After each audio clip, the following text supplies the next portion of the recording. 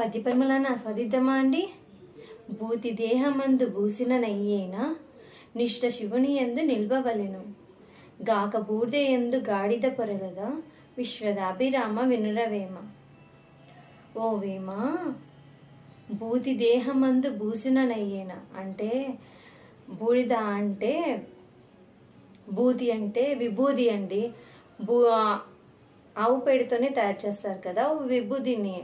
దానిని దేహమందు పూసుకుంటే సరిపోదు, నిష్ట శివుని యందు నిలబవలెను అంటే దేవుని పట్ల శ్రద్ధ భక్తిని కలిగి ఉండాలి అని చెప్తున్నారండి. గాక బూడిద యందు గాడిద పొరలదా, బూడిదలో గాడిద కూడా పొర్లుతుంది కదండి. ఆ దానికి నీకు తేడా ఏంటి? నిష్ట నిలిపితేనే నీ యొక్క భక్తికి శ్రద్ధకి